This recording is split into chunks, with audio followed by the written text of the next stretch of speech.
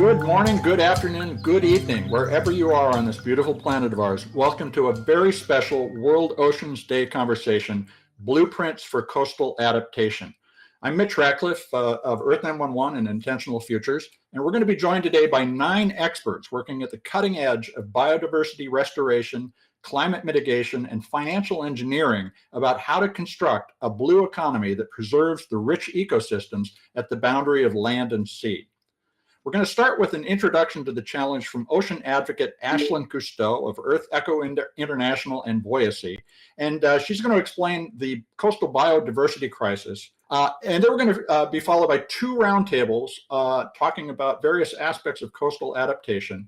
And finally, we're going to talk about how you can support this with your investments as well as profit from the opportunity that the blue economy represents. Before we begin, I'd like to bring on Doug Heskey. He's the instigator of this conversation today and CEO of Newday-Impact-Investing. Hi, Doug. How are you doing? I am doing very well, Mitch. And once again, it's such a pleasure hosting these events with you. Good afternoon, everybody. I am beaming in from Park City, Utah today. We are only 2 days away from World Oceans Day.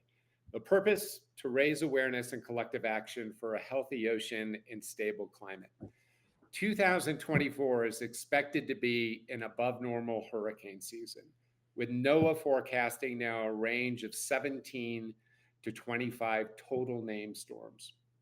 Our coastlines are bearing the brunt of many of the most damaging effects of climate change, whether it be higher sea levels, warmer oceans, and intensifying storms are hitting coastal communities and ecosystems very, very hard, causing economic hardship and ecological havoc.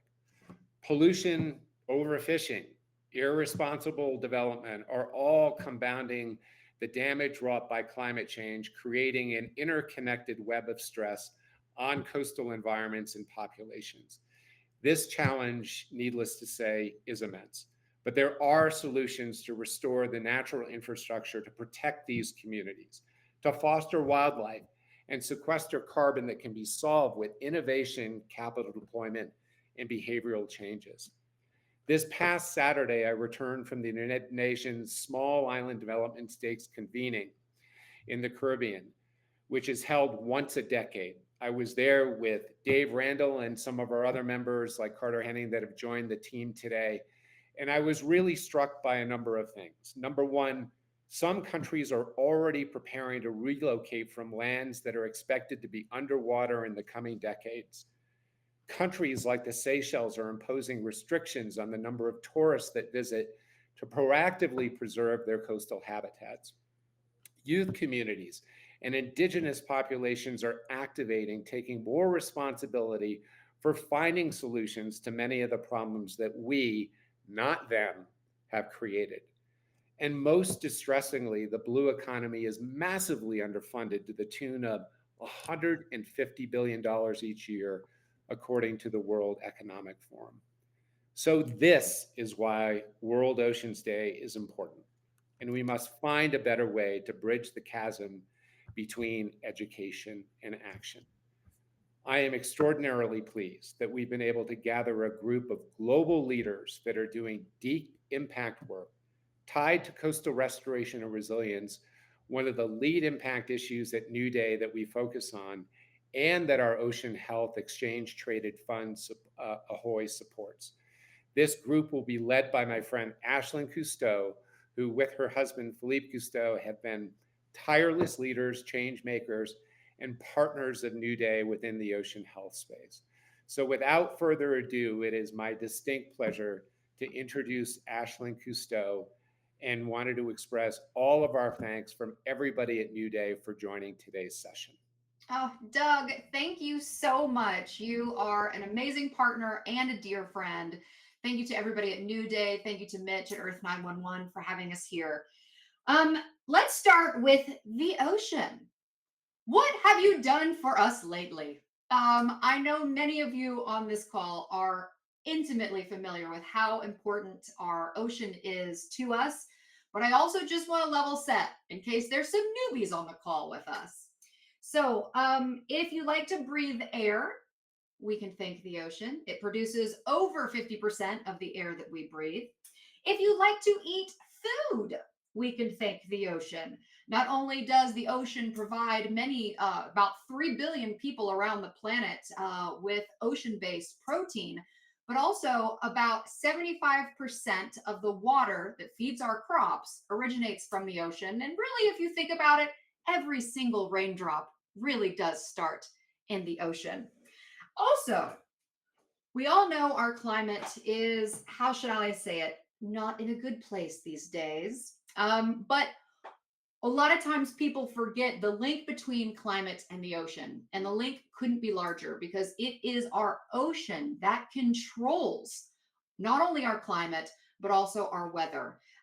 So we cannot talk about saving the climate crisis without talking about a healthy ocean. Now, as we all know, the United Nations and the SDG goals are an incredible benchmark for humanity to really try to help ourselves stave off the worst of the climate crisis. But SDG 14, interestingly, 14, life underwater, is actually one of the SDGs that you can see threaded throughout all of the other SDGs. And sadly, it is the least invested in. In 2019, $2.3 billion went into SDG 14, where $37.7 billion went into SDG 9. Now, that is for industry, innovation, and infrastructure, and it is the most healthily funded SDG. But again, you can just see that there is a huge discrepancy here, and SDG 14 remains the least funded, even though, as I said, when you look at anything from poverty to food security to social equality to education to, I mean, it all really has the through line, the through thread on all of those is the ocean. Because again, the ocean is the heartbeat of our planet. It is what gives us air, food, and is really helping us with the climate crisis. Our ocean has absorbed 90% of the excess heat that we have put into our ocean. So really, our ocean is our biggest ally when it also comes to fighting climate change. Now, I also recognize that the purpose of this talk is kind of twofold. We have to talk about the importance of coastal resilience, and we also, again, have to talk about the lack of funding for these projects. Many people talk about sustainability, and for me, my favorite thing to say is, fuck sustainability. We don't need to sustain. We cannot sustain the planet the way that it is. We have to think about restoration and regeneration. That's what's so exciting about some of the large goals like 30 by 30, which is the goal to protect 30% of land and sea by 2030 to help us stave off some of the largest impacts of climate change. Right now, only about 6%, I think we're getting closer to 7% of our ocean is fully protected. And that's scary. That is a really, really scary number. So some other numbers that I wanted to talk to you all about, and I had to write them down, by the way, everyone, full disclosure, because I wanted to really nail home the importance of this. Okay, when we talk about carbon sequestration, right? Fun fact, the carbon sequestration of a whale, a single whale, is approximately worth $3 million. Just the carbon sequestration of the whale. Seagrasses, as an ecosystem, provide the carbon capture services worth about $2.3 trillion annually, and they can sequester carbon 35 times faster than a rainforest. I love trees, but we must start thinking more about our ocean ecosystems and not just our terrestrial systems. Coral reefs, which you're going to hear more about as well, provide the U.S. with the resources and services directly worth $375 billion annually and $11.9 trillion annually through the protection of our coastal cities, our fisheries, and jobs. And just in tourism, coral reefs, healthy coral reefs, represent $36 billion a year. You know, all in all, if our ocean was a country, its measurable GDP would rival France at 2.5 trillion US dollars. And I personally think that the ocean should have its own seat at the G7 summit. That is not even compared to our ocean's natural capital alone. Are you all ready for this? Is valued at $24 trillion. And that is just what we can measure. Our ocean is an incredible life source. As Doug mentioned, it is facing huge issues, everything from pollution in the forms of plastic pollution, urban runoff, chemical pollution, fisheries. As you all know, 90% of our fisheries are either fished to capacity or they are overfished. And as I said before, about 3 billion people worldwide rely on the ocean as their main source of protein. You know, when we think of national security, we have to think about our ocean and ocean health, clean drinking water, food. I mean, truly, our ocean is our lifeline, our life source, and technically our life raft. When you also look at the hope and the opportunity that our ocean can provide via helping us with, in the face of the climate crisis, in the face of food scarcity, migration. I mean, all these things. Truly, our ocean is at the root of all of this. That is why I'm so excited that you all are here to truly put the ocean in the center stage of all of our talks. That's where it needs to be. And again, I will say this, I can't say it enough. We cannot solve the climate crisis without having a healthy ocean. I have one more thing to say before we kick it off to our incredible group of experts that are here joining us. But, you know, as humans, we just kind of need to look at what we're doing and stop doing dumb things. One of those dumb things is the largest climate catastrophe that no one knows about. And it is taking place down in the Southern Ocean. There is an incredible ecosystem down there, and it's the relationship between krill and whales and phytoplankton. It is the producer of an incredible amount of available oxygen. It is our largest carbon sink on our planet. And right now, humans are going down there and scooping up as much krill as they possibly can to come back. Mostly 70% of the market value for krill that are fished out of Antarctica are coming to North America for nutraceuticals, specifically omega-3s.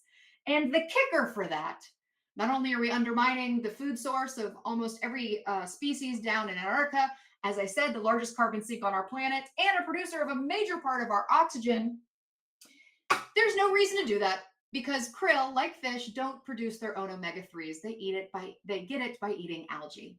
So it's just one of those things where humans can do better. We should expect better. And I'm really excited for you all to hear about the restorative practices that are taking place. Today is not about doom and gloom, even though I'm sorry, I did get a little gloomy there. Today is about positivity, about hope, about opportunity. And I am so excited to share the stage with our speakers. And again, I want everybody to remember we cannot sustain the planet the way it is. We must restore it. And the best way to do that is to look at our coastal ecosystems from coral reefs, seagrasses, mangroves. I'm really just excited for you all to hear. So thank you for being here. Thank you for helping me kick off my favorite day of the year, World Ocean Day. And I can't wait to hear more. Thanks, Ashlan, very much. Can I ask you a question before we jump to the next group? And that is, you and Philippe have been doing this for many years. And you've also taken an entrepreneurial approach to this. And I'm wondering, as you look at the oceans, is this the platform for a sustainable and restorative economy? Can we actually do this? Yes, we can. You know, so many times people have been looking to nonprofits, to NGOs to fix these problems. And yes, we need nonprofits and we need NGOs, but we also need business. Mhm. And when people start realizing that there is money to be made and you can make money and do the right thing for the planet, that's really when we're going to see huge change. What we really need to do is take some of the solutions that you all are going to hear about. Like at Voyacy, we really look at coral restoration, seagrass, and mangroves as well. And we need to get it to scale. So it's about taking these solutions, getting them to scale, and that is what's so exciting. And when we show that it is profitable to do that, that is really when we're going to see a huge uptake happen. And really, I feel like the crescendo that's going to take place for our planet. Thank you. Because this is going to grow as an economy from the ground up. And these are going to start in the communities that we're going to be talking to later. But Ashlan, thank you so much. Let's turn to the next group. We're going to put you on hold, but if you can join us in the conversation later, we'd love it. Thanks, Mitch. Our first panel, we're going to look at the kind of higher level issues from the government perspective, from the perspective of a particular issue, and that is the loss of the kelp forest on the Pacific coast. And then finally, the role that plastic plays in the environment and the damage in the environment. We're going to start off with Maria Brown. Maria is the superintendent of Greater Farallones and Cordell Bank National Marine Sanctuaries for the National Oceanic and Atmospheric Administration.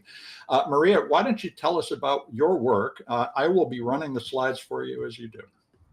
Okay, well, thank you very much. I'm so excited to be here today. This is a great subject, and I'm going to focus a little bit on the positive and also about what we can do to continue that positive. So, first off, what is my job? My job is to help save the spectacular. Isn't that a fantastic job to have? I work for the Office of National Marine Sanctuaries. Go to the next slide. So the Office of National Marine Sanctuaries, that they protect our nation's most significant marine areas. It is done through the National Marine Sanctuaries Act, which is our nation's most significant marine conservation legislation that we have. We have 15 national marine sanctuaries across the U.S. and in U.S. waters, so extending all the way out to American Samoa. We just recently announced yesterday a soon-to-be a 16th marine sanctuary in Lake Ontario. We manage 2 national marine monuments, and this is, again, all with the purpose of conserving our nation's most significant marine environments and to serve as beacons of hope for our present and future generations. So a little bit about me. As was mentioned, I come from the San Francisco Bay Area. I manage 5,600 square miles of protected waters off north central California. So this is equivalent in size to combining Yosemite and the Grand Canyon National Parks. So this gives you a sense of the scale of some of these marine protected areas. Our mission is to conserve the biologically diverse and globally significant ocean environment off north central California. And I'm here to tell you that we can be successful in bringing back wildlife and in restoring marine habitats.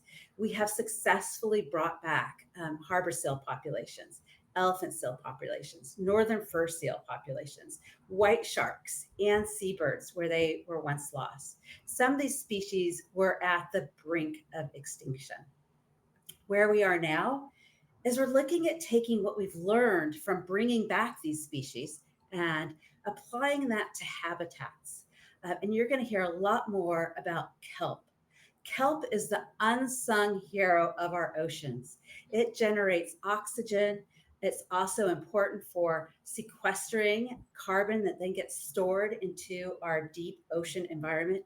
It supports a multi-million-dollar tourist industry through recreational diving, hotels, campsites, restaurants, and stores.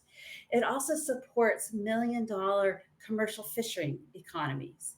And overall, it supports a healthy ecosystem function. So if we're going to have otters, if we're going to have fish, we're going to need to have kelp. And unfortunately, the sad story is, along the north central California coast, we've lost over 90% of our kelp forests. And I'm just going to leave it there because Natasha's going to share what we're seeing along our coast and what action is being taken to bring it back. So what else? I'm going to just do 2 more slides. What else are we working on? We're working on saving the spectacular deep ocean environment, something that many people don't know we have throughout the U.S. waters. It's not only those warm coral reefs. We have, this is off of San Francisco, this image. We have spectacular deep cold coral waters, corals that you can see the fish. We need them to support our fish. As you heard, we are losing our fish in the ocean. We need to have healthy habitat to support this fish. This is a brand new restoration activity. We are learning brand new technology. How can we restore these deep sea corals that have been damaged? And then lastly, I want to share another important restoration activity we are embarking on. So if you can go to the next slide. We're looking at restoring and protecting endangered and threatened whales. I'm sure you've heard that whales need to be protected. Yes, they do. They were once harvested for their oil. Well, now we are seeing them being hit by ships. Ships striking endangered and threatened whales along both the East Coast and West Coast of the United States is a critical issue. We may lose some species forever if we don't address this problem. So we're actively addressing how can we slow ships down and working with the shipping industry on this so that whales can survive, so whale populations can recover. And how does this benefit us as people? We've heard, people love to go out whale watching and see a whale. So yes, it supports local tourist economies. It also supports healthy ocean function. We have to have whales because of the carbon cycle. They eat fish and then they go poop. And that fertilizes the ocean and allows us to have more fish in the ocean. So we have to have whales. Also, as you heard from Ashlan, they contribute to mitigating carbon.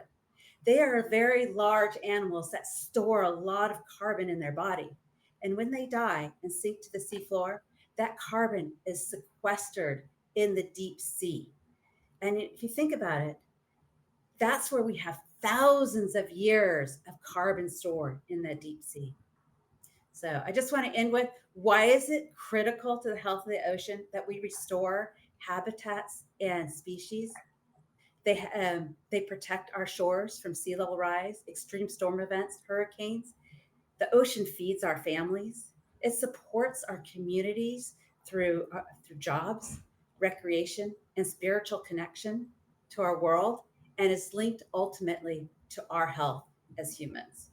So thank you again for joining us today. And I am looking forward to hearing Natasha go more in depth into the kelp issue. Thank you. And so now we're going to bring on Natasha Benjamin. She's a filmmaker and has a film in production called Sequoias of the Sea. Take it away, Natasha. Thank you so much, Mitch. Happy World Oceans Day. Thrilled to be here. Thank you, Maria, for setting it all up. So my name is Natasha Benjamin. I'm a marine scientist. I'm a filmmaker. I'm also the associate director of Blue Frontier.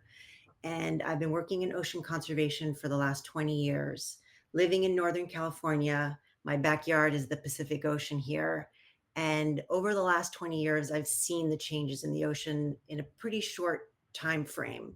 As a diver and a surfer who spent a lot of time in the water, I watched our kelp ecosystem that Maria was talking about basically disappear. Like she said, we've lost almost 95% of kelp forests along the Northern California coast. Most people don't know about this story and don't even really know why we should care about kelp. So over the last few years, I have been working with my partner, Anna Blanco, documenting the story of the kelp forest and what's happened. We have focused the story on Fort Bragg, which is the Mendocino and Sonoma coast, is the epicenter of this collapse of this kelp forest. And we're going to show a short clip of the film and the story of really a community that has been impacted by a climate emergency and how this community is changing the way it's been based on resource dependence and now shifting to a new blue economy and using different forms within their community to use the ocean to not only build resilience, but regenerative farming, aquaculture, and shift with our changing ocean. So I'm very excited to show a short clip. A few years ago, these kelp forests stretched all up and down the Northern California coast, but they have been decimated. They are known as the redwoods of the ocean, and this is one of the last patches left. This destruction that's occurring is worse than the fire that burned down my house and 10,000 other homes in Sonoma County.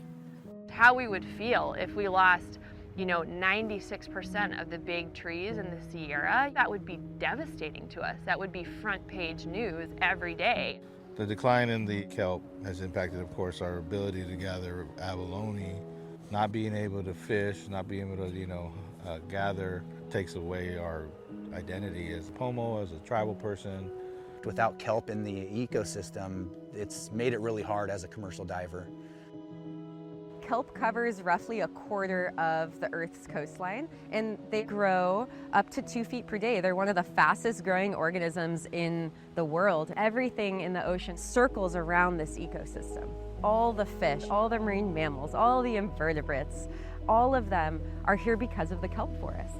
We've had a few beds come back over the last year or two, but maybe 5% of what we had. For my daughter, it touches hard because she was actually born at the spur of this whole disaster. My name is Grant Downey. I am a California commercial sea urchin diver. Our red urchin fishery on the Northern California coast has been declared a disaster federally 4 years now. Losing 96% of an ecosystem mostly hidden beneath the waves can be difficult to visualize. In 2015, most of it vanishes and then never recovers. But the kelp didn't just disappear.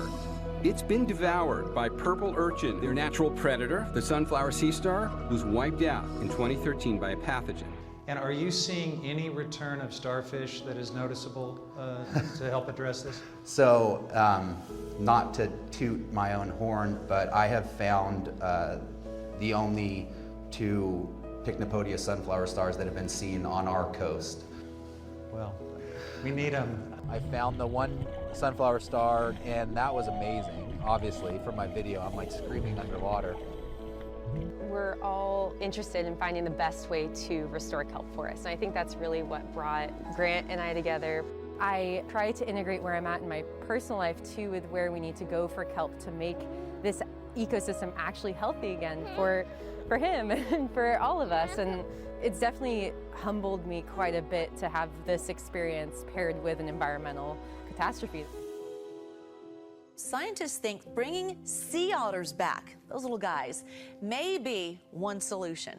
What are the chances that the reintroduction area is going to be where that kelp's going to emerge that needs help? Good question. I mean, it's a crapshoot, but they're not going to be a magical solution. They're not going to transform the entire North Coast back into a kelp bed anytime soon. They're cute. We all love them, but we don't want them to strip mine, and let me repeat the term, strip mine the rest of the coast. That was a long meeting. It was almost like a wake.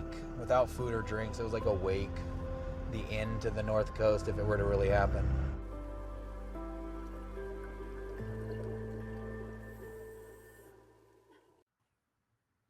Thank you, Natasha. That was powerful. Is the North Coast at the end? No, not yet. But things are changing. And I think the real question is what it means to restore an ecosystem. And what I'm understanding and what the scientists and researchers are saying is that we're probably not going to see that lush kelp forest that we knew as divers and scientists and researchers back in our lifetime. But what is this new future going to look like? How are these communities going to survive? And that's what this story is about, is the fishermen and the scientists and the tribes and the researchers working together to restore an ecosystem and develop a system moving forward to have a partnership with our ocean.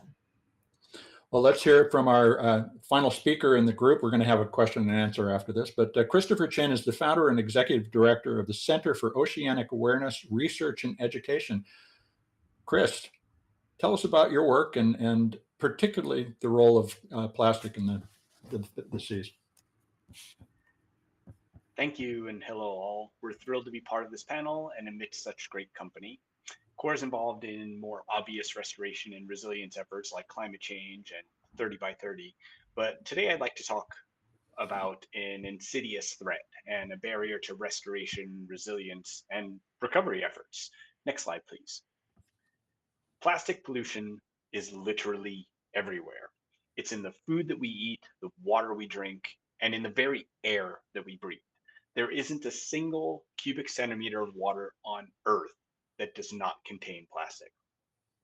It's important to keep in mind that the problem with plastic isn't just what happens after we use a thing and its end of life. It's in the life cycle of plastic.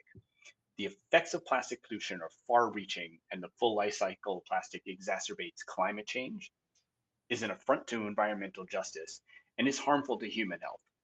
Okay, that last bit is putting it mildly. People are literally dying. The full life cycle of plastic impedes every one of the 17 United Nations Sustainable Development Goals. And as noted by the UN Office of the High Commissioner of Human Rights, is a threat to every single human right, not just the right to a healthy environment. Next, please. We realize that in addition to local, national, and regional support, this was a global issue requiring global approach. In 2017, CORE was invited to address the first United Nations Ocean Conference, and it was there that we, speaking on behalf of numerous NGOs and rights holders, were among the first to publicly call for a global collaboration to fight plastic pollution. I'll be honest, the early years were a challenge. Many people laughed at the idea of a global treaty on plastic, and industry collaborated with some governments to squash and avoid the very idea. It was in this space that CORE dove into the area of international agreements. Next slide, please. I mentioned earlier that CORE embraces 30 by 30, and we poured a lot into the High Seas Treaty, more formally called Beyond the Borders of National Jurisdiction. The BBN Treaty isn't just about the high seas, though, and I could go on and on about how that impacts this topic as well. But back to plastics. As public awareness of plastic pollution continued to increase, it became too embarrassing for countries and even industry to resist the idea of a treaty. And it was at the 5th United Nations Environment Assembly in 2022 that it was unanimously agreed that the world needed to create and adopt a global treaty to end plastic pollution by addressing the full life cycle of plastic. At the close of that meeting, I had the honor of addressing the body on behalf of all civil society, and I'd like to repeat one particularly relevant quote. We can no longer continue to put profit before planet. We can no longer continue to put profit before people. No one's convenience and no one's paycheck is more important than the health and resilience of our environment. Next slide, please. So now that the petrochemical industry and oil producing nations are technically in support of a treaty, their strategy has changed. They continue to undermine and delay the process, and at every step, they attempt to weaken any language and strip the agreement of any efficacy. Some things are extremely clear. We cannot recycle our way out of this problem. We also need to be aware of and to avoid false solutions. As you learn more about this, you'll likely hear terms like waste to energy, advanced recycling, and chemical recycling. These are just fancy ways to greenwash incineration. And even if we embraced that and burnt everything and ignored the inherent hazards, it could still not keep up with the runaway production of plastic. One popularized definition of insanity is doing the same thing over and over, yet expecting different results. This treaty must address the full life cycle of plastic, and we must reduce the plastics being produced. I'll end with that, and I'll encourage you to reach out to learn more or to join us. Thank you, Christopher. Now, let's turn to a set of questions. And folks, if you are listening and would like to ask a question, I'll be watching the thread there and can pass along those questions. But I want to start off with you, Maria. NOAA is probably the best funded governmental organization on the planet addressing the environment. But tell us about the actual contours of the funding for NOAA and support for coastal restoration and ocean health. Well, as Ashland said, if you look at the funding that goes to oceans compared to the funding that goes to land conservation, it's minuscule. It's a very small percent compared to what we invest on land. Although the ocean is 70% of our Earth. So in terms of funding for ocean conservation, ocean protection, ocean restoration, it's a drop in the bucket to what we spend on land. What do we need? How much should we be spending as a nation or as a planet on ocean health? Well, given my position, I can't really answer that question, how much we need. But what I can say is that it needs to be a public-private partnership. We're not going to be able to do this. The federal government is not going to be able to do this alone. We must work together. We must work with industry, businesses, nonprofits, and citizens and community members to work towards restoration. And we can. We've done it before. Like I mentioned in the very beginning, we know we can be successful. It just takes a will. If there's a will to restore our ocean habitats and coastal ecosystems, there is a way. We can do it. I completely believe we can do it. That will is being exercised right now in the global plastic treaty negotiations, Christopher. How are governments and private enterprise coming together to begin to turn off the tap on plastic? Is that a genuine movement at this point? It's hard to say, because I think that there are many governments, I would say even most governments, want to reduce production and realize that this is something that really needs to be done. But there are some folks who would really like things to continue as is, or worse, they would rather see production continue to increase. So there are conflicts of interest in these processes because folks want to continue to keep their bottom line. They want to continue to make money at the detriment of the planet and of its inhabitants, both people and animals. And that's wherein the problem lies, because there are folks who really would like this just to all go away and continue to make money as if nobody really cared. So what really needs to happen is that all of the countries need to have those folks stand out, and the industry that wants to continue to usurp the environment for their own benefit, those need to be called out. There are folks who really want this to go the right way, and there are industries who see the light at the end of the tunnel and need to change. And that's the best we can hope for. And we really need everyone to help convince all of our governments to support the correct path. Storytelling is going to be critical to our understanding, not just of the climate crisis, but the series, the waves of realizations about the impact of the industrial era on our planet and on our lives and the lives of our children and grandchildren. Natasha, as you think about how to tell the story that you are telling of the loss of 96% of the kelp along the Pacific coast, which is, it's as though all of our national parks burned to the ground, and there's just, a state park left.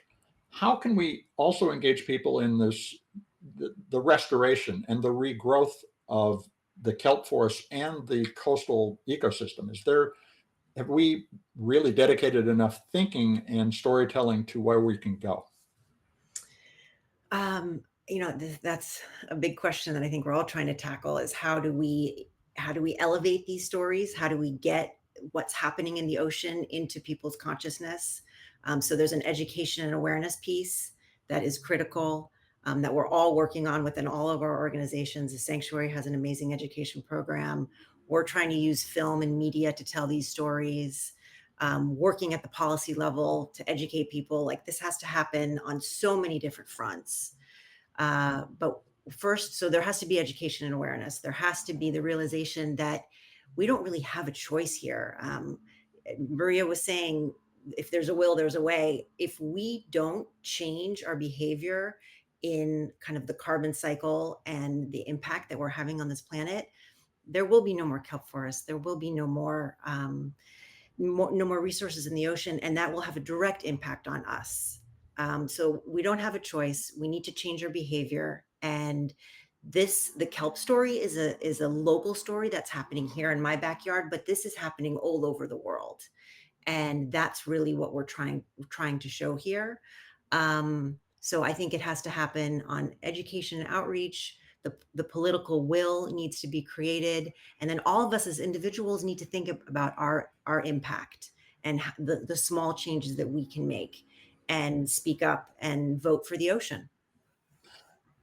A question from the chat, which is, and I'll direct it to you, Natasha, since you're covering the topic so carefully, is should we be making kelp farming and kelp business opportunities available to people, or I think the other gist of the question is, should we be cutting this off and protecting it as though it was a wilderness into which we shouldn't tread? So the seaweed kelp world kind of has two worlds. We have our wild kelp and our wild seaweeds, which need protection, need restoration, and here in California are declining. And then there is the regenerative aquaculture and kelp and seaweed farming world. That's not really happening in California. It's happening in other places in the world, in New England and in Alaska. And that is an industry that I think has huge potential in terms of a food product, in terms of an environmentally sustainable system that we can provide a food product. And it also creating more, like Ashlan said, these mangroves, seagrasses, seaweeds, and kelp sequester an enormous amount of carbon. So when we lose these ecosystems, we're losing that carbon sequestering potential as well. So there is a place for this. It can be confusing, though, when we talk about wanting to protect a diminishing kelp forest, and then you go to the store and you see kelp chips. Yeah. So we need to educate people around wild kelp and farmed kelp, and there's a place for all of it. Well, we certainly need more of that education. But Maria, let me ask you this question. What are the rules for engagement with private enterprise within the national marine sanctuaries? Is there a partnership emerging around those protected areas? Yes, there's multiple partnerships within the marine protected areas. And in fact, that's the only way we're really able to get things done is through partnerships. We partner really closely with NGOs. For example, the Greater Fairlands National Marine Sanctuary partners very closely with the Greater Fairlands Association, a nonprofit that helps bring in private funding and to lead kelp restoration efforts. We also partner with our National Marine Sanctuary Foundation across the country, who works with businesses to bring resources to help restore, for example, corals in the Florida Keys. In Thunder Bay National Marine Sanctuary, they partner with local businesses throughout the gambit, from education to, for example, Viking Cruise Lines. They partner with them to do science in the sanctuary. So we partner with private industry on conducting the science, on educating youth, on educating adults. It's critical to our success in protecting and conserving and restoring the ocean is that we're doing it together. That's the only way we're going to be able to be successful. Christopher, do you have a sense of our ability to clean up the plastics in the oceans? And is that part of the discussion going on around the treaty? It's interesting that you ask, because it is part of the discussion that's going on around the treaty, but it is something that I wish wasn't part of the discussion. Obviously, there's plastic out there that can and should be collected. Some of the larger pieces, because those will break down into smaller pieces. The problem is that it is over such a vast area and volume, frankly, because of the depth to which you find some of these materials, that it is literally impossible to collect it all without disturbing the existing flora and fauna that's there. More importantly, I and many of my colleagues believe that it is used as a distraction, because instead of focusing on what really needs to happen is to stop making so much freaking plastic, let's focus on cleaning it up. And we all know, we've all seen on Facebook and other media, oh, this Dutch kid has figured out how to clean up the ocean. And then basically people don't need to worry about what's really going on because somebody's taking care of it. A great analogy is if you have a sink that is overflowing, and this happens to me because I make tea and I have this kettle and I put it under the filter and I turn it on, and sometimes I get distracted. And I've literally had this pouring water all over my kitchen. I don't grab the mop. I don't start cleaning up the water that's pouring onto the floor. I turn off the tap first, and that is literally what we need to do. And it's great if you have some people that are turning off the tap and people are cleaning things up, but we don't need a new mop. We don't need to design a new mop. We need to turn off the tap, and then we can focus on everything else. That's such an important point. And as you think about the fact that everyone is waiting for someone else to solve the crisis, that really is the crisis in a nutshell. We each have to take this action and make the right decisions. I want to thank each of you for your participation in the conversation. It has been a great start to the outlook that we're trying to provide to the audience today.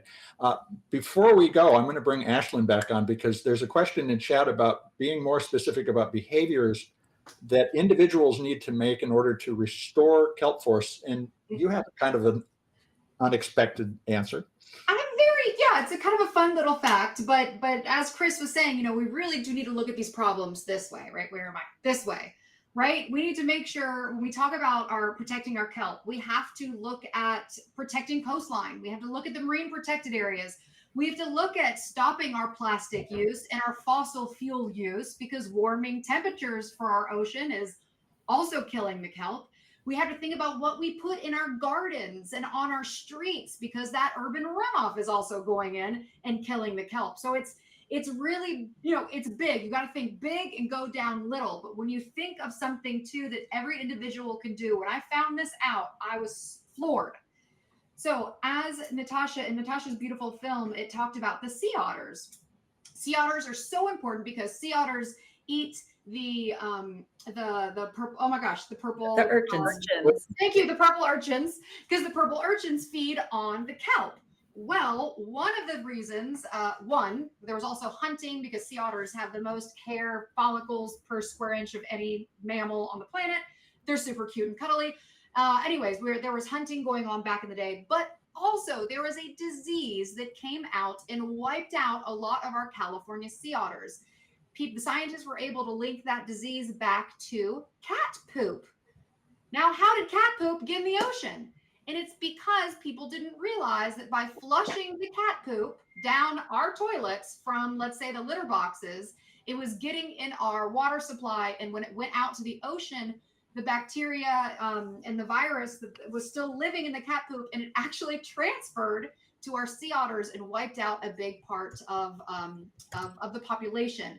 So again, as Maria said, as Natasha said, as Chris said, we have to connect the dots. It's individual actions have huge consequences. Government actions have huge consequences, and business actions have huge consequences. But your fun fact for the day: if you want to save the kelp and the sea otters, don't flush your cat poop down the toilet. Thank you, Ashley. I'm going to bring the next group on to the screen and the cat poop story. I didn't know toxoplasmosis was a problem in the sea, but here we learn something every day, don't we? Now we're going to turn to Carter. You are the managing biologist at Sea-and-Shoreline, which is a Florida-based program. Why don't you tell us about what you're doing, and we'll hope that Dave comes back shortly. Hey everyone, so happy to be here. I don't know how I got to be the lucky one to follow up the cat poop conversation, but I'll go for it. So my name's Carter Haney. I'm a biologist by training, and we started an organization to fix large-scale environmental restoration projects. So what we do is seagrass, mangrove, coral, and oysters, and we are essentially the blue collar of the blue economy. I grew up in Central Florida. We had 100 lakes within city limits. Growing up, I could see all these lakes getting developed, going from natural areas to developed with houses all around them. And I could see firsthand how development, how bad management practices impacts our natural communities. And so I got a window into that world and just transformed some of those principles and ideals into the marine and coastal system. So next slide, please.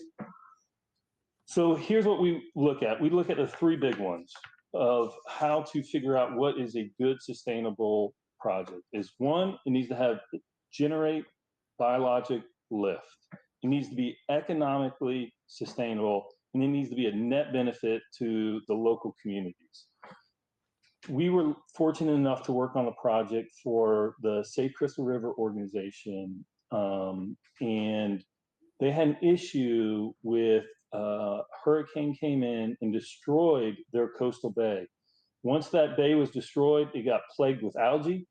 Their economy went down. They had overwintering population of manatees that would go in there, and they stopped coming. So with $40 million of active restoration, we dredged, we maintained, we planted, and worked the Kings Bay project like a farmer would work a field. And it was incredible, the results that happened. We had the project generated 5x back to the local economy, whether that's through tourism, heads and beds, real estate values. It increased the biodiversity by 3x the biodiversity in the area. And it increased the water quality. Water quality was 3 feet before the restoration project. It was 33 feet after the restoration project, because the plants outcompeted the harmful algae blooms. And that's what we're trying to achieve, is nature-based solutions. Mother Nature can take care of itself, but she can't fight with her arms tied behind her back. And so by just providing that little lift in the beginning, it really makes a big difference. So some of the nature-based solutions that can be employed are environmental dredging, seagrass restoration. Seagrass restoration is incredibly fun and it's incredibly challenging, because a lot of the impacts for seagrass restoration start uphill.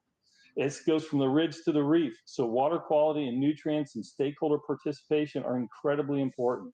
It's the basis of the food chain. Every turtle, duck, snail, manatee is coming out to eat your seagrass. And so just figuring out what that looks like, it's incredibly rewarding. And bivalve restoration for nutrient reduction, natural stormwater filtration are some of the techniques that we use below the water line. If you go to the next slide, above the water line, we try to replace historic oyster beds, plant mangroves and other living shorelines. And I'm not talking about just for recreational communities. I'm talking about large industry need these solutions. We planted 11 miles of living shoreline at inside a nuclear power plant discharge, because they were having issues with erosion. The rest of the world is using nature-based solutions because they work, they're scalable. And we do a lot of wave attenuation devices. And I think this is the way the future is going to look, is figuring out how we are going to live in these coastal communities and adapt to changing climate, sea level rise, and increased frequency of major hurricanes and storms and typhoons. Next slide, please. So do natural infrastructure work? Yes. It's not some crazy harebrained idea. It's tangible. It's in so much in Florida, we are there's insurance reduction for homeowners insurance reduction for keeping mangroves behind your house. So these are some of the real world effects that we're seeing. Next slide, please. They're scalable. This was a project we implemented for Martin County in Southeast Florida, where land is a premium. There's very few good options for stormwater. However, in this area is on one of the most biodiverse estuaries in the country, the Indian River Lagoon, and they were having a crisis. Manatees were starving to death for 2 years in a row. There wasn't enough seagrass because of poor water quality. And a lot of that was derived from stormwater nutrients. And so what did we do? We did a small project and planted less than 200 yards of seagrass in a stormwater conveyance. And those seagrasses pulled out all the sediments, reduced the nutrients, gave oxygen back into the water column, and it had better results than an adjacent $5 million stormwater treatment facility. So yeah, nature-based solutions work. That project won the number one stormwater project in the state of Florida 2 years ago, or last year, excuse me. It works. So next slide, please. So here's what I think of as the sustainability cycle. The sustainability cycle is nature-based solutions that creates real jobs, creates real economic return through just a myriad of ways, including water quality, biodiversity. It just generates such a benefit into these local communities. And when we think about restoration of the world's ocean, 70% of our planet, it's a huge issue. But we have to think local, we have to act local, and our local solutions have to be scalable. And I just really appreciate, and I'm always inspired when I get to present on some of the work that we're doing and hear about work that others are doing too. So this is just as much fun for me as anything. So thank you so much. Thank you, Carter. Dave, can you hear us now? I can. Thank you. Hey, good. Okay, we're live with Dave. Dave, you are the managing director of the Blue Community Consortium, and I'd love to hear the story. I'll be running the slides for you as you tell it. Great. Thank you. So happy World Ocean Day to everyone. World Ocean Day has been special to me. I actually got to participate in the very first World Ocean Day event, which was held at Flamingo Park in Rio de Janeiro, the largest community seaside park in the world. And people like Jacques Cousteau were president. It was all part of the Earth Summit. And even though it was part of this big UN event, it never became a UN day until 2008. And I was involved with the help of Philippe Cousteau and Ed Begley Jr. and Noel Brown and Kristen Hoffman, who wrote a special song for the oceans for the event, to create an event for the United Nations that would lead to it becoming a UN day, which it did the next year. That involved, of course, some diplomatic negotiation, but we did that with Russians and US diplomats, and there was an important rum running component to it, but that's a whole nother story. Next slide, please. The Blue Community Consortium has 47 members. We include local cities, we have NGOs, we have businesses, and we have academia. And we are trying to find ways to create cultures to better protect our coast with coastal resiliency and restoration. Next slide, please. At that first Ocean Day, Jacques Cousteau said something that has stuck with me all these years, that people protect that which they love. And so if we can create a culture where people are loving the earth, loving the oceans, loving our coastlines and marine habitats, we can then do that. So we've utilized a proven cultural change methodology that has been used for over 50 years and applied to over 2,000 applications around the world that includes these components. Next slide, please. And we're going to pilot that starting this fall in the city of Key West, which is the capital of that tiny island nation of the Conch Republic. And we've created a brand new app to gather performance data for each of the 12 blue community strategies we use, the GSTC criteria, the One Planet Living principles, and all tied to the science of the 9 planetary boundaries. We also have cultural norm and support indicators to get a baseline for the cultural data that they can then set reasonable goals and objectives. Next slide, please. From there, we have an experiential opportunity where they create a shared vision experience, future exercises, and we actually have adopted the NASA Future Team process that we use for futuring as well. Next slide, please. There we do the implementation through individual support, task force, culture-based leadership development program for which we won an Olympic award that we developed with the UN Environment Program.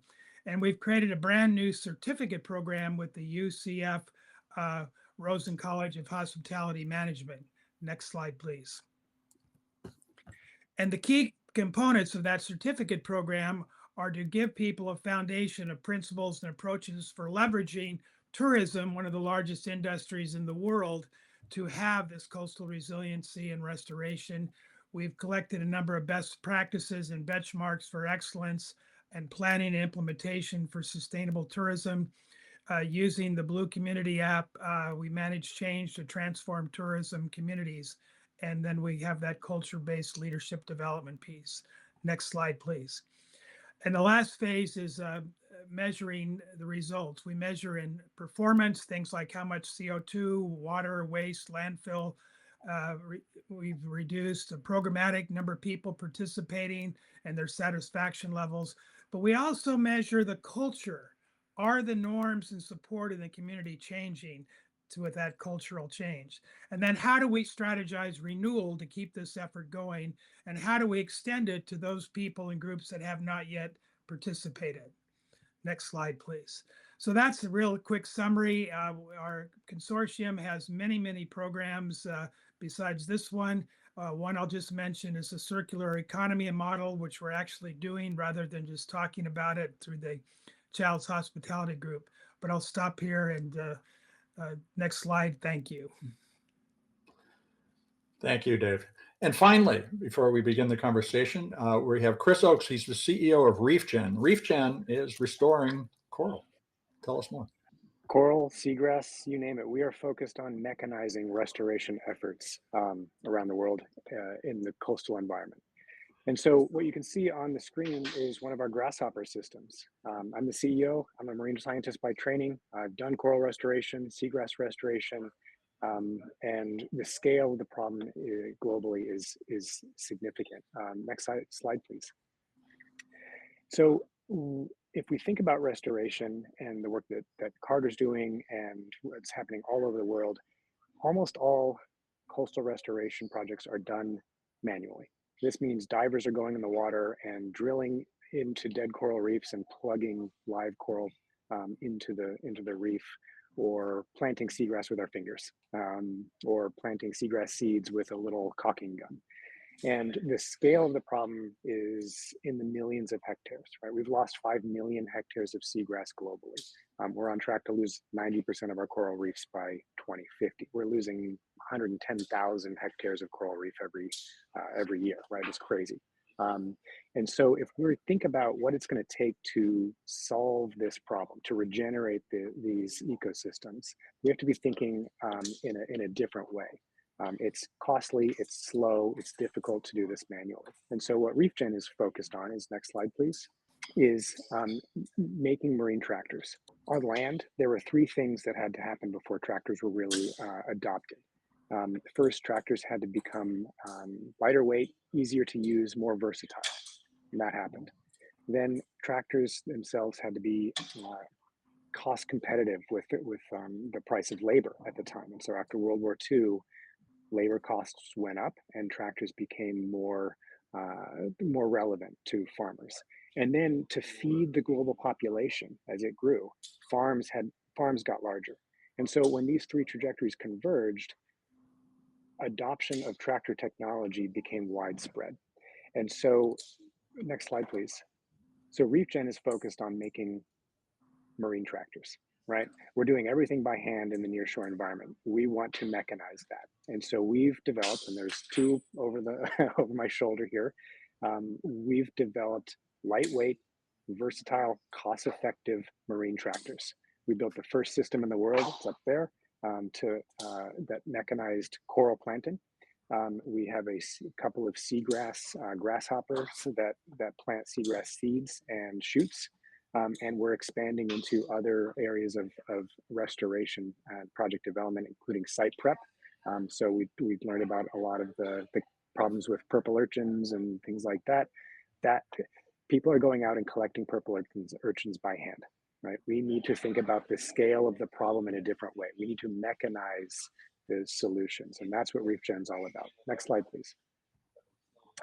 A couple of other points on seagrass. We've really focused our efforts on seagrass. Seagrass is a huge, there's a huge opportunity with seagrass as it relates to carbon. This is a slide from a McKinsey report where if we went out and restored all the seagrass in the world, and the US has huge potential, Florida is like one of the best places to do it. We're talking about a gigaton or 4 gigaton solution, right? We've lost 30 to 40% of our seagrasses. If we went and put that back, we'd be able to pull out 4 gigatons of carbon, right? We're releasing 40 gigatons a year roughly. So that's like 10% of the carbon problem right there, just with seagrass. So it's a huge opportunity that we should all be talking about. It's not, we want to feed the manatees, that's important, but it's also pulling out the nutrients from the water. We reduce red tides, we increase the fisheries, right? Seagrasses are the nursery habitat to 30% of our commercial fisheries. So if you like salmon, if you like tuna, we need to restore our seagrasses. It's also very hard to have a healthy coral reef without a seagrass meadow. The fish that start in the mangroves, they go to the seagrasses, then they go to the coral reefs. These ecosystems all are connected.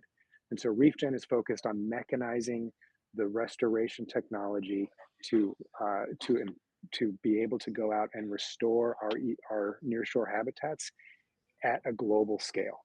I'll get into some of the other numbers. Next slide, please. But it's all about how do we plant faster? How do we reduce the cost so that we can do more restoration? So more municipalities, more local communities can afford to do the coastal restoration that we have to have around the world. And so I'm building a company that is focused on capacity building. So we want to train users to use the tractors to restore the habitat. We want to effectively farm the ocean. We want to improve the efficiency of deploying nature-based solutions. And for the people who pay for this, insuring scuba divers is very expensive. Getting divers out of the water is an important thing. The Navy, the US Marine Army Corps of Engineers, everyone wants to get divers out of the water. We're doing that with our marine tractors. So next slide. Love to talk to anyone out in the audience about scaling this technology, and let's have this conversation. Thank you, Christopher. So what I hear is that we have the opportunity to rebuild the environment through what looks a lot like the construction and farming industries that we're concerned we're losing already. So this is the question I have is, how is the blue economy like the green revolution of the 1960s, and how is it not like that revolution? What are we going to do right this time that will not lead to some of the unintended consequences of the green revolution? I'll start with Dave. Well, in terms of the blue economy, what Chris was saying, with the carbon aspect alone, seagrass is restoring and sequestering carbon at a rate of 30 times more than a tropical forest. And it also is the habitat for 70% of all sea life. So if you just think of the economic value of that alone, that's incredible. One of the things we're doing is we're doing research with a $5 million grant from the state and the federal government to put clams and seagrass together. And this way we're promoting an economy where clam farmers can have some credits for this kind of restoration, as well as the clams that they do for the commercial restaurant aspect as well. Those clam shells that are harvested then can be brought back for recycling and so forth. So there's all kinds of ways we're doing that. So unlike the tilling and leaving behind or taking the nutrient out and not putting them back, this is a circular economy that we can build this time around. Absolutely. Chris, your thoughts? Yeah, I would chime in and note that the Green Revolution was all about scale and mechanizing farming, right, with tractors and other technologies. But we created a lot of monocultures, right? A lot of corn, a lot of soy. And what Carter's doing, what Dave's talking about, what we're focused on is multi-trophic restoration, right? It's not just seagrass, right? It's seagrass plus clams, plus oysters, plus everything else, right? It's all related. And so if we're going to have a successful blue revolution, it has to be, I hate to use the cliche term, it has to be holistic. We have to be thinking about the interconnection of these ecosystems and not just planting one single thing. So that would be one of the big differences. Carter, when we were talking before this event, you shared how many jobs are being created and the broad range of experience that you can bring to a job restoring a coastal environment. Talk a little about what happened in Crystal River and the kinds of work that's been created. Yeah, it's awesome, and I think that's what this is all about. And a sustainable economy is increasing your tax base. So a lot of people make the mistake thinking that the jobs that are created are just for marine biologists, or it's not true. It's not true at all. So I think the jobs of the future for the blue economy, they're welders. We have 4 welders on staff. I'm a seagrass farmer. We have 26 commercial divers on staff. We have heavy equipment operators. We have technologists. We have geologists. We have water quality experts on staff. This is literally the blue economy, or the blue collar of the blue economy. We hire captains. A lot of the restorative aquaculture that we're currently doing, we have taking those applied principles from farming, right? Like you think about a farmer that put on their overalls.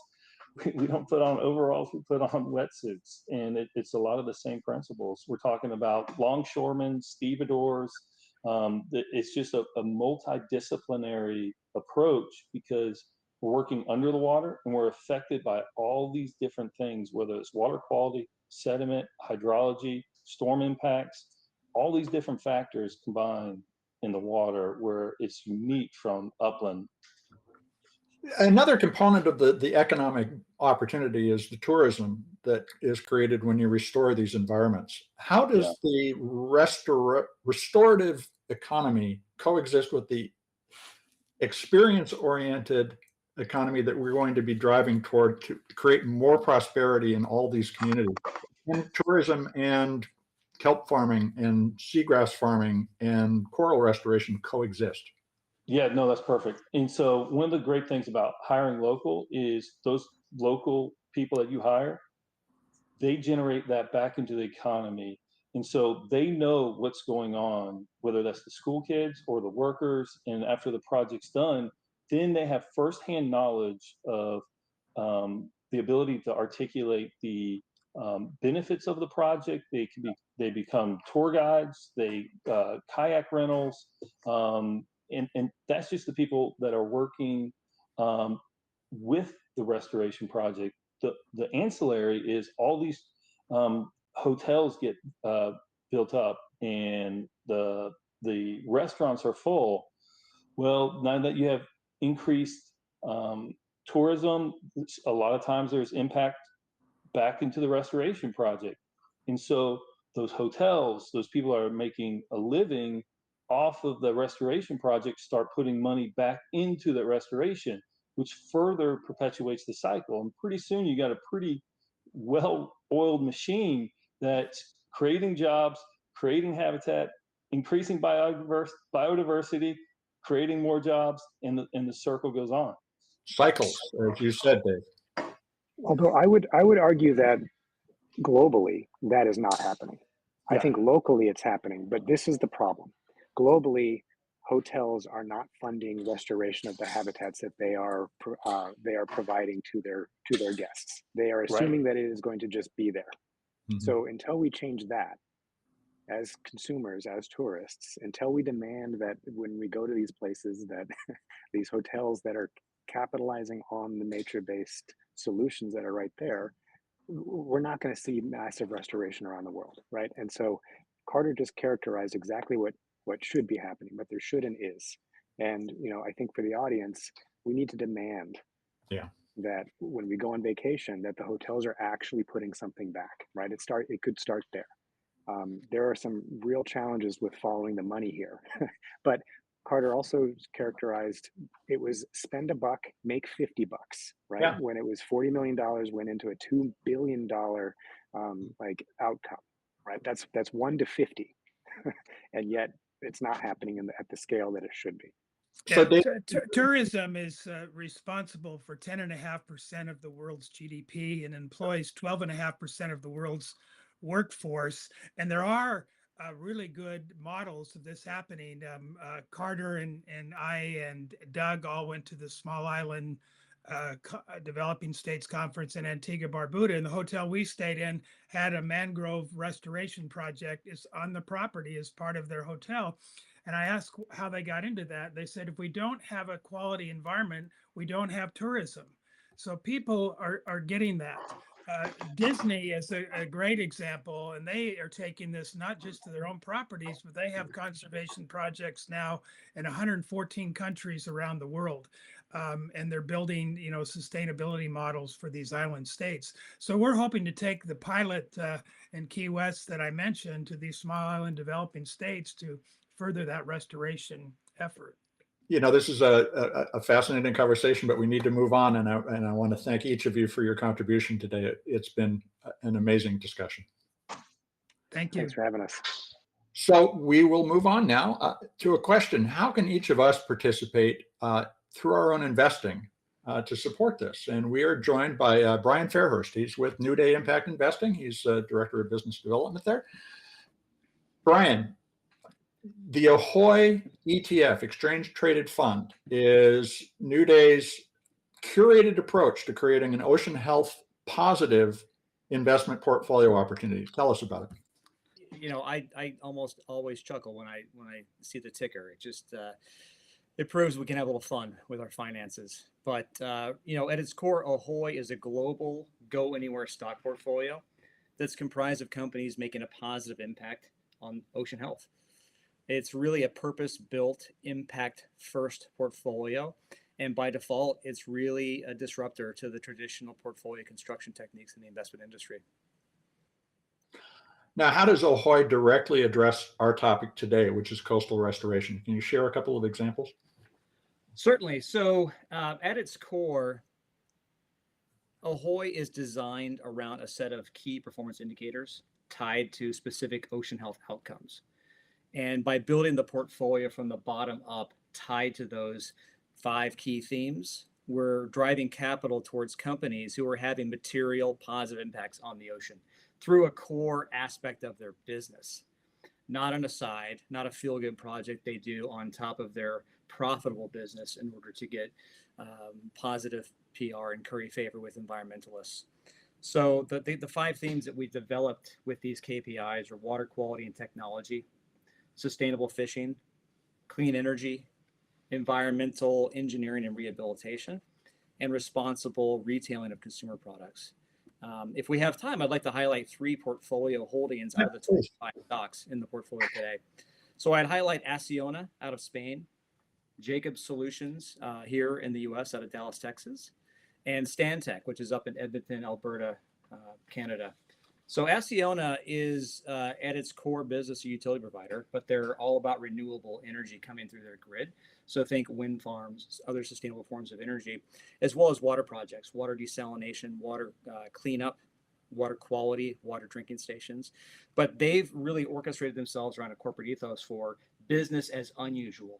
So everything they do is focused on coastal restoration, rehabilitation of ecosystems, including riverine ecosystems. right? The rivers all feed into the oceans. So what we flow into those oceans in terms of sediment, agricultural runoff, fertilizers, pollutants, industrial contaminants, those are all areas they're focused on to help drive positive outcomes relative to ocean health. What Jacobs Solutions is doing down in Dallas, they are an environmental, scientific, and technical consulting firm. They've got ongoing contracts here in the US, globally as well. But within the US, they're tied with NOAA, the Nature Conservancy, and even the Department of Defense. And this hits close to home to me as an Air Force veteran. Two of the projects they've done with the Nature Conservancy in a place on the Panhandle, the Emerald Coast, where I used to live in my youth, is designed around oyster bed restoration. So around Tyndall Air Force Base near Panama City, this is designed around coastal resilience to help shelter, as really a national defense issue, the base and the hundreds and hundreds of millions of dollars of aircraft from storm surges, from wave action, right? But by restoring ocean ecosystems like oyster beds, not only do you create climate resiliency, you restore habitats for fish. The oysters themselves are amazing filter feeders and improve water quality. So there's a number of things they're doing there. They've done the same thing at Pensacola Bay for 6.5 miles of some of the most productive, crucial oyster beds in Pensacola Bay. And again, it's around creating these restorative ecosystems to bring back marine, aquatic nurseries, all of the things that we need to have thriving ecosystems. And frankly, it drives a lot of the blue collar economic interests that were talked about by some of my colleagues earlier. So these are crucial aspects. So how does Ahoy is your first curated ETF, and why ocean health first, and what are the criteria you use when making decisions about what goes into the portfolio? Great question. You're right. It's the start in terms of offering a very differentiated investment strategy that's consistent with our goal. We want to democratize access to high quality institutional caliber portfolios that put impact first, with very tangible, specific outcomes on impact, non-financial goals, without sacrificing those financial goals around return, risk management, and long-term asset growth. So ocean health, I think why the ocean has been well covered by my esteemed colleagues today, but I would reiterate what's been said before, that we are well beyond sustainability for the oceans, right? We're talking about deep need for regeneration and restoration of marine species in crucial environments. We need to build resilience into oceanic global systems, because at the end of the day, ocean health is human health, right? We're inextricably linked from the coast and the ocean for all the reasons that have been described: carbon sink, oxygen production, food production, economic vibrance for a major part of the globe. So this one felt like a big meaty topic to hit right out of the gate, and we're going to offer additional sleeves around follow-on impact goals as we evolve as a platform.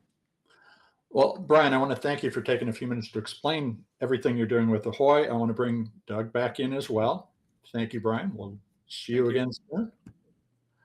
So, Doug, another one of these conversations that leaves me thinking and kind of reeling at both what we've done to ourselves and our planet and the opportunities that we face going forward.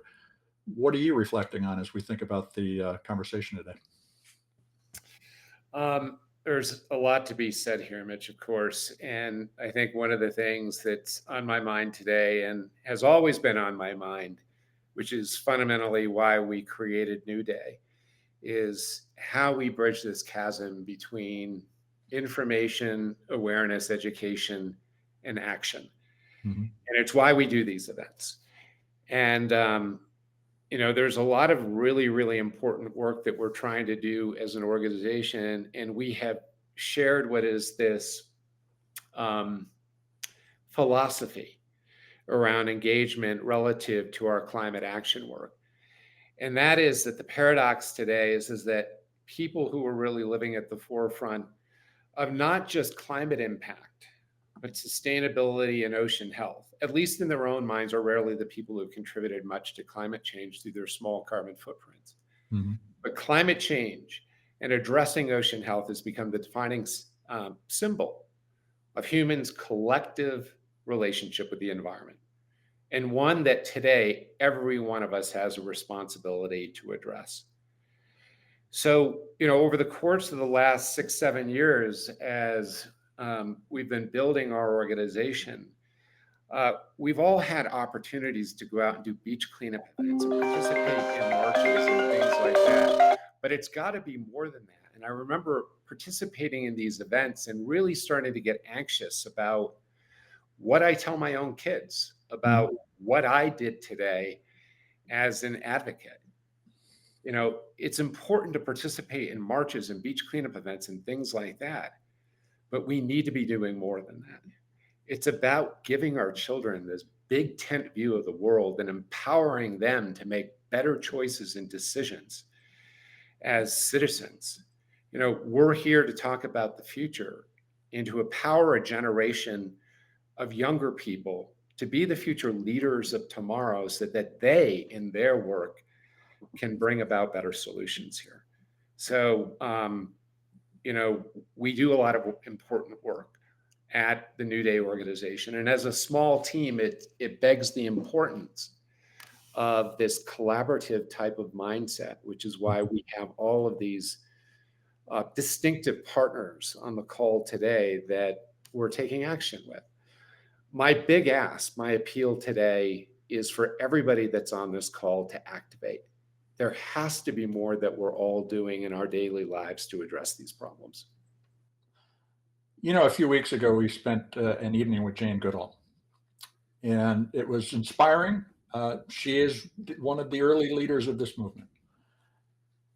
She said something that I think we all can take to heart and all act on, which is to understand where the things we buy and use come from, how you can use them and dispose of them responsibly, and what happens to them once you dispose of them. And if that isn't circular, that's a bad thing. But if you don't know where something came from and how it's going to be disposed of, you haven't really engaged in your role in the circular economy, nor the ecosystem in which you live.